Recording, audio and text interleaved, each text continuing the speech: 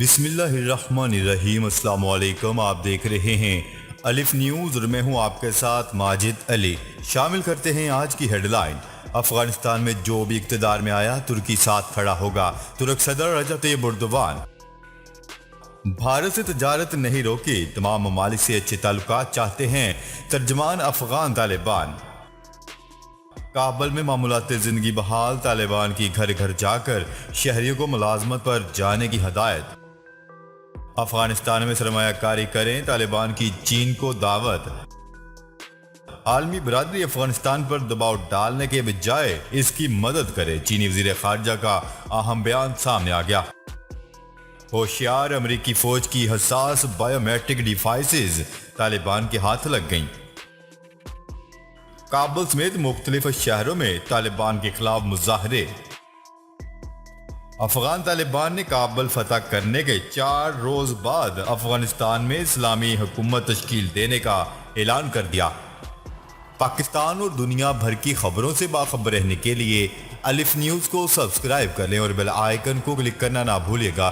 ناظرین، اپنی آرا کا اظہار کمنٹ سیکشن میں لازمی کیجیے گا۔ ہیڈ لائنز آپ نے جانی، اب بڑھتے ہیں خبروں کی تفصیلات کی طرف۔ افغانستان میں جو بھی اقتدار میں آیا ترکی ساتھ کھڑا ہوگا، ترک صدر رجب طیب اردوان۔ ترکی کے صدر رجب طیب اردوان نے طالبان کی جانب سے تحمل اور اعتدال پسند بیانات کا خیر مقدم کرتے ہوئے کہا ہے کہ جو بھی اقتدار میں آئے ترکی افغانستان میں ساتھ کھڑا ہوگا۔ میڈیا رپورٹس کے مطابق ترک صدر رجب طیب اردوان کا کہنا تھا کہ طالبان رہنماؤں سے ملنے کے لیے تیار ہیں، جبکہ آئندہ دنوں میں افغانستان کی صورتحال کے حوالے سے جرمن چانسلر اور روسی صدر ولادیمیر پوٹن سے بھی بات چیت کریں گے۔ ترک صدر رجب طیب اردوان کا کہنا ہے کہ ترکی اب بھی کابل ایئرپورٹ کی حفاظت کے لیے تیار ہے اور اس حوالے سے تمام متعلقہ فریقین کے ساتھ بات چیت کر رہے ہیں۔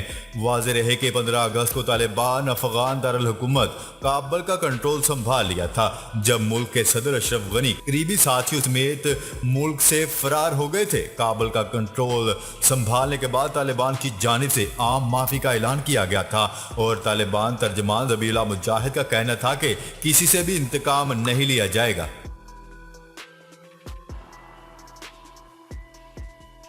خبر کے اگلے حصے میں بات کرتے ہیں۔ بھارت کی جانب سے تجارت روکے جانے کے الزام پر طالبان کا کہنا ہے کہ امارات اسلامی تمام ممالک کے ساتھ اچھے سفارتی اور تجارتی تعلقات چاہتی ہے۔ ترجمان طالبان ذبیح اللہ مجاہد نے ٹویٹر پر پیغام میں لکھا کہ ہم نے کسی بھی ملک کے ساتھ تجارت نہ کرنے کی بات نہیں کی، ہم ان افواہوں کو مسترد کرتے ہیں جو سچ نہیں ہیں۔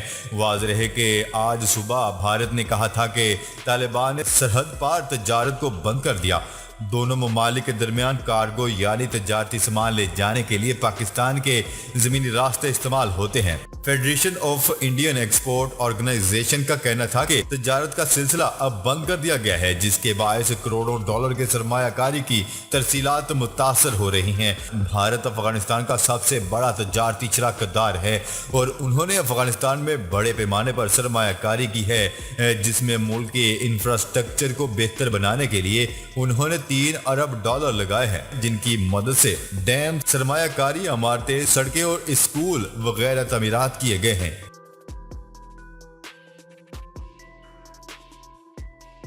خبر کے اگلے حصے میں بات کرتے ہیں۔ افغانستان پر طالبان کے کنٹرول کے چوتھے روز دارالحکومت کابل میں معمولات زندگی بحال ہو گئے اور مارکیٹیں کھلنے کے علاوہ سڑکوں پر ٹریفک بھی رواں دواں ہے، جبکہ طالبان کی جانب سے گھر گھر جا کر شہریوں کو ملازمتوں پر جانے کی ہدایات بھی کی جا رہی ہیں۔ میڈیا رپورٹس کے مطابق کابل کے بازاروں میں لوگوں کی خرید و فروخت جاری ہے اور دکانداروں نے بھی صورتحال کو اطمینان بخش قرار دے دیا۔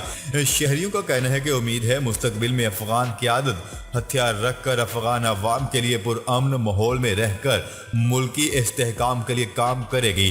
ذرائع کے مطابق کابل پر کنٹرول کے بعد افغان طالبان نے ملکی معیشت کو مستحکم رکھنے کا اعلان کیا تھا، جس کے بعد اب طالبان نے گھر گھر جا کر غیر یقینی صورتحال سے پریشان شہریوں کو اپنے اپنے کاموں پر جانے کی ہدایت دینا شروع کر دی ہے۔ غیر ملکی خبرساں ایجنسی کی رپورٹ کے مطابق رات کی رہائشی خاتون نے بتایا ہے کہ ان کے گھر 3 مسلح طالبان جنگجوؤں نے دستک دی اور ان سے ذاتی معلومات لیں، جس میں ان کی ملازمت اداروں اور تنخواہ کے بارے میں پوچھا گیا، جس کے بعد انہیں ملازمت پر جانے کی ہدایت دی گئی۔ رپورٹ کے مطابق متعدد شہریوں نے اس بات کی تصدیق کی ہے کہ گزشتہ 24 گھنٹوں کے دوران طالبان نمائندوں نے کابل، لشکرگاہ اور مزار شریف شہر کے مختلف گھروں کا دورہ کیا اور شہریوں کو ملازمت پر واپس جانے کے لیے ان کی حوصلہ افزائی کی۔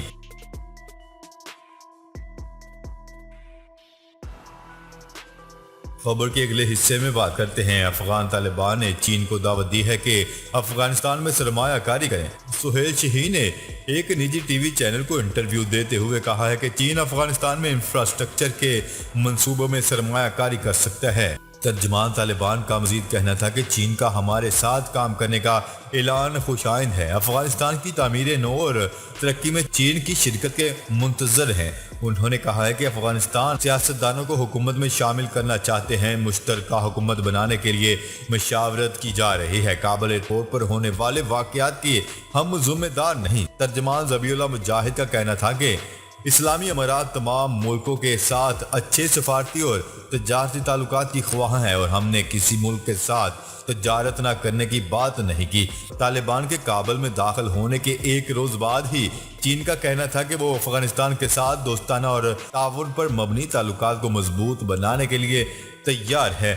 چین کی کمپنیاں پہلے ہی کان کنی اور تعمیر کے شعبوں میں کئی ملین ڈالر کی سرمایہ کاری کر چکی ہیں۔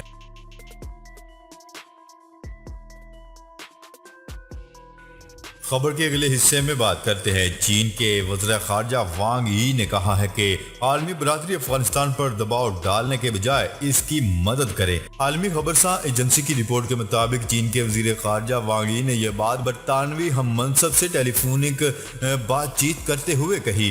خبرساں ایجنسی کی رپورٹ کے مطابق چینی وزیر خارجہ نے برطانوی وزیر خارجہ سے بات چیت میں کہا ہے کہ افغانستان میں صورتحال غیر مستحکم اور غیر یقینی ہے۔ چینی وزارت خارجہ نے برطانوی ہم منصب سے کہا ہے کہ ایسے میں ضرورت اس امر کی ہے کہ عالمی برادری اس پر دباؤ ڈالنے کی بجائے اس کی مدد کرے۔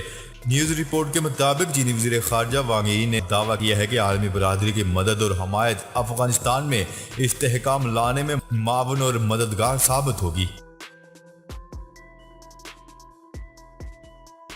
خبر کے اگلے حصے میں بات کرتے ہیں۔ امریکی فوج کی انتہائی حساس بائیو میٹرک ڈیوائسز کو طالبان نے قبضے میں لے لیا۔ نیوز رپورٹ کے مطابق CNEDC کا کہنا ہے کہ امریکی فوج کو اس بات کے خدشات لاحق ہو گئے ہیں کہ ان ڈیوائسز میں موجود حساس ترین معلومات کو اس کے مخالفین اسی کے خلاف استعمال کر سکتے ہیں۔ جریدے کے مطابق کہا جا رہا ہے کہ یہ واقعہ گزشتہ ہفتے پیش آیا تھا اور امریکی فوج کی بائیو میٹرک ڈیوائسز کو طالبان کے قبضے میں گئے ہوئے ایک ہفتہ گزر چکا ہے۔ رپورٹ کے مطابق ان بائیو میٹرک ڈیوائسز میں امریکی فوجیوں اور مقامی افغانیوں کا انتہائی حساس ترین ڈیٹا موجود ہے۔ امریکی حکام کو خدشہ ہے کہ بائیو میٹرک ڈیوائسز سے طالبان امریکہ کے ساتھ کام کرنے والے افغانوں کی نشاندہی کر کے انہیں انتقام کا نشانہ بھی بنا سکتے ہیں۔ رپورٹ کے مطابق امریکی حکام کا کہنا ہے کہ طالبان بائیو میٹرک ڈیوائسز کا ڈیٹا خود چیک کرنے کی صلاحیت نہیں رکھتے، لیکن کوئی پڑوسی ملک یا اس کی انٹیلیجنس اس ضمن میں ان کی مدد کر سکتی ہے۔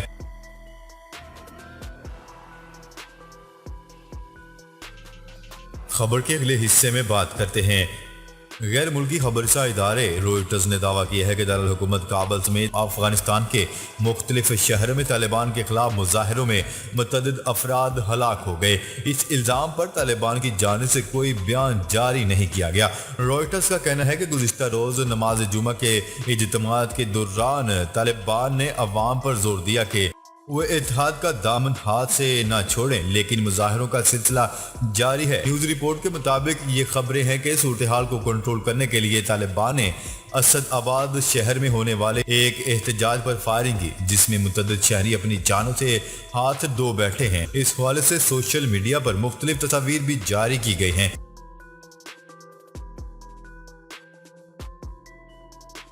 خبر کے اگلے اور آخری حصے میں بات کرتے ہیں۔ افغان طالبان نے کابل فتح کرنے کے 4 روز بعد افغانستان میں اسلامی حکومت تشکیل دینے کا اعلان کر دیا اور اس کے ساتھ ہی دا افغانستان اسلامی امارات کے جھنڈے اور سرکاری نشان کی تصاویر بھی شیئر کر دی۔ میڈیا رپورٹس کے مطابق افغان طالبان کے ترجمان ذبیح اللہ مجاہد نے سوشل میڈیا پر اپنے بیان میں افغانستان اسلامی امارات کے قیام کا اعلان کر دیا۔ اس ٹویٹ میں انہوں نے دا افغانستان اسلامی امارات کے جھنڈے اور سرکاری نشان کی تصاویر بھی شیئر کی ہیں۔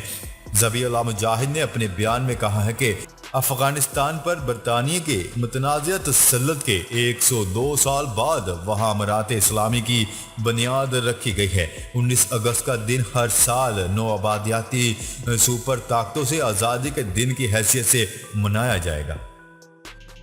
جی تو ناظرین، اب تک کے لیے اتنا ہی۔ مزید خبریں لے کر وہ جلد آپ کی خدمت میں حاضر ہوں گے، تب تک کے لیے اپنا خیال رکھیے گا۔ اللہ نگہبان۔